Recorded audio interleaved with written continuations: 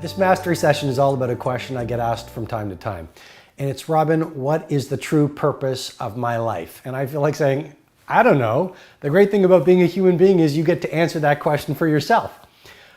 But I want to take you back to my childhood. I may have shared with you on a previous mastery session, I come from very humble beginnings. I didn't have a silver spoon in my mouth. My parents came to the nation where I live from as immigrants. Even the business I started and the books I've written and the things that I've done in my career, I started the Monk Who Sold His Ferrari as a self-published book. No one gave me much of a chance. But one of the things I've had in my life, it's a great blessing, wonderful parents. Parents who supported me. Parents who believed in me. Parents who encouraged me. And my mom is awesome. Thank God she is still with us. And my father at 77 is still with us. Thank God. Still gets up every morning, goes to his medical practice at 77. And I say, why aren't you retiring? And he says, because my patients still need me.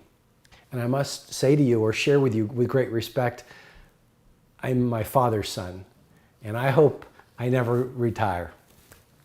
The point I want to share with you is when I was growing up, my dad took out this poem and he translated it from Sanskrit into English. And it was a poem from the Bengali poet Rabindranath Tagore. And allow me to share it with you. It simply said, spring has passed, summer has gone, and winter is here. And the song I meant to sing remains unsung, for I have spent my days stringing and unstringing my instrument. And my brother and I used to look at it every morning before we'd go off to school, but I never really understood it. And so when I got a little older, I said, Dad, you know that poem you had on our refrigerator door? What was it all about? And my dad looked at me and he said, Robin, that was a poem written by a man whose heart was filled with regret over a life half lived.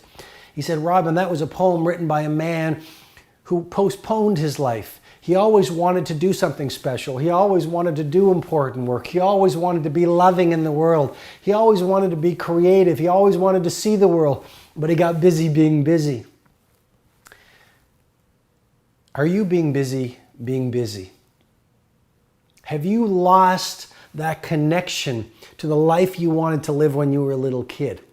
Are you so busy stringing your instrument that the song that your life was meant to sing has died or is dormant within you?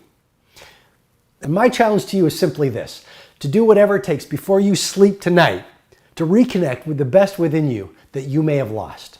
Because one of the things I've noticed is this: there are too many amongst us walking the planet today who are sort of in a waking sleep. They have lost a sense of who they truly are. And your life will never work if there's a huge space between who you truly are and the person you know you're meant to be. Your life will never be flooded with energy, creativity, productivity, and happiness if there is a large space between your life right now and your unlived life. And my request and encouragement and challenge to you is truly that you make things happen so that the person you are starting tomorrow is more of who you know you truly are.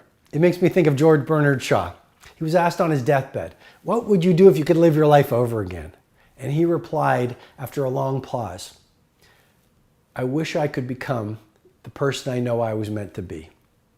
And I suggest to you, it's never too late for you to become the person you've always wanted to be. But don't postpone it for next year. Don't postpone it for next month. Start being that person, that human being, that creative force, that business builder, that mother or father, that athlete, that humanitarian, that force of good that you have always wanted to be, beginning right now.